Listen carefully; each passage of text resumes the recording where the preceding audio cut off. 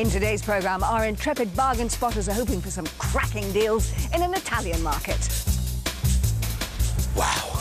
They're mad. They're brilliant, aren't they? They'll be wheeling and dealing for the best buys possible, but will the real gems be left behind? This is Italian flamboyance. This is just a wow. This is a wow, wow, wow. And when it comes to selling their Italian acquisitions, will they be left with a profit or a predicament?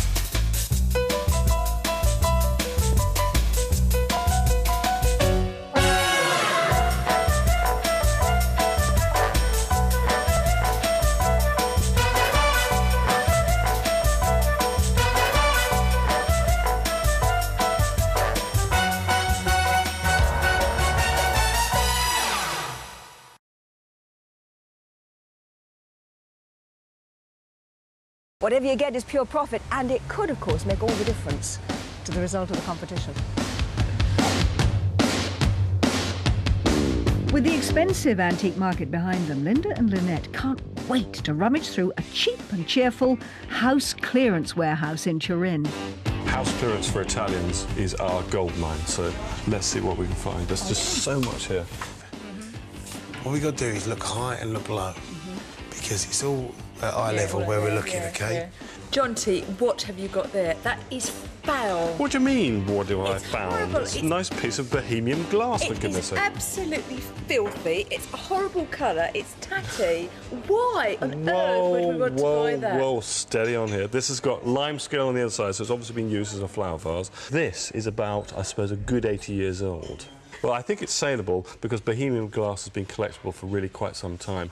It was very, very popular really around the turn of the century, so I'm talking about 100 years ago. What we're looking at here is a piece of flash glass, which is essentially 2 layers of glass. So on the outside, you've got this very thin layer of what almost looked like sort of amber glass. And then what they did, which is very traditional for bohemian glass, is to engrave inside the pattern. So you get this white or the clear glass coming through the coloured glass. So I suggest that this, even though it's only £7, I still think you can make a profit. John T, on your head be it. I still think it's absolutely awful. How about that? The world's biggest rolling pin. Cool. Yeah. Cool. Yeah. £4. We'll have that. What do you got? John T, I'm so excited. Look what I found. It's a glass coffee table. And it it is is too. so funky. Look under here. It's a chrome base. It is. Wow. It's absolutely gorgeous. And is it in good condition? There's no chips or breaks because it's got a glass top and you've got the paint on the reverse there. It looks good to me at the moment. It needs a good clean up. Just the base, but by the standard, that's very 1970s, and that's a lovely the oil painting. The way they've done that painting is put all the paint on the reverse, so you've got this very sort of flat top in mint condition. That's great. Now, the other fantastic thing about this table is that you would never see something like that back in the UK. As far as UK design is concerned, we're much more reserved. This is Italian flamboyance. This is just wow. This is like wow, wow, wow. Linda and John T are wowed by this very striking coffee table. But will the UK buyers be as glassy-eyed? 1 hour to go and the clock is ticking. They really do have to spend all of that £350 on at least 10 items. And remember, they're shopping not for personal pleasure, but pure profit for when they get back to the UK.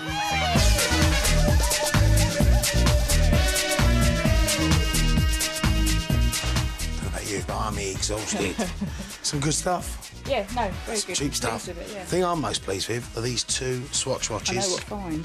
What a find. And they're still in the original packaging. In 82, 83, when they first started, all the top Swiss makers got together and said, you know, we make watches, but we're not selling enough. So they joined together as like a conglomerate and they made cheap watches. Now, the watches were good, mass-produced, using all their technology. They had roughly half the amount of working parts that your normal watches had. What they did was limited editions, limited runs and limited amounts, and now they're hugely collectible. So They're going to be worth something. they're going to be worth something. Yeah. You know, in the back they've got the instructions, that's what they are. And these have been reduced down to €8 each, which is roughly £6. Yeah, I mean, you can't go wrong. No. Very, very collectible. Look what I found you, look what I found you. This is £80. How much have we got left? Is that about what we've got left? That's exactly what we've got left. It is. It's a lot of money to spend on one item, and it's Well, it's beautiful. dirty. No, it's really lovely. Look, we've got our 6-branch chandelier.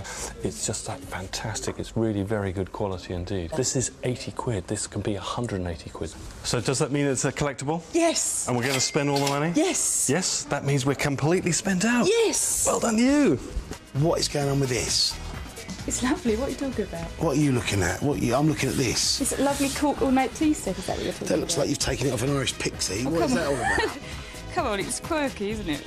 No, it's not. It's horrid. No, look, you've got the jug, you've got the cups, you've got the tray, you've got the complete set. Covered in cork. It'll Why? sell. It'll sell. I think it's horrible. Put it back. It's disgusting. £6 wasted. No, I want to buy it. It's my money. It's the final purchase. We're getting it. There's nothing else you'd like to swap it with? No. Have you got any money left? No.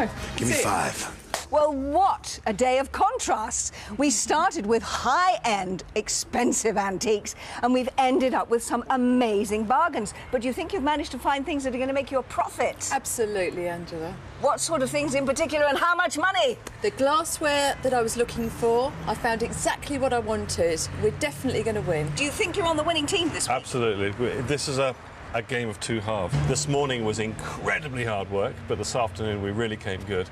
The real star for me is the chandelier. It's absolutely gorgeous, and I think that's going to sell very, very well indeed. Well, profit is what this game is all about. And I have to say, Lynette, that I know you love it, and I'm sure you will find someone who will buy it. But Mark is not quite so convinced. Someone's going to buy it. It's going to take someone's fancy. Not my cup of tea, but it's going to be someone else's. Whereas, Mark, you are lovingly cradling that amazing piece of glass. Fabulous. 50 quid. What a snip. But that's not going to make us the biggest profit, though. I think this pair of Swatch watches, boxed with instructions, for just over a tenner the pair, can't go wrong. The pair of you holding what you are holding really sums up the day, from the bargains to the wonderful antiques. But, of course, the proof is going to be when we get back to the market in the UK. Will the great British public collect or reject the things that you bought? We're going to find out very soon, and we'll see you there.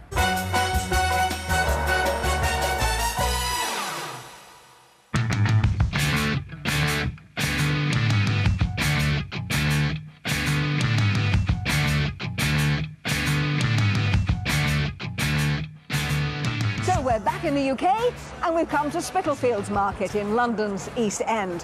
Now, this whole area is absolutely steeped in history. There's been a market here since 1638, but it was also at one time very famous London's East End. Now, this was as a duelling ground. It was where men came to sort out their arguments at the point of a sword. Now, hopefully, Lynn and Lynette are not going to resort to that, but of course they are in competition, because whoever makes the most money today selling all those things they bought in Italy, they'll be the winner. So, let's get selling.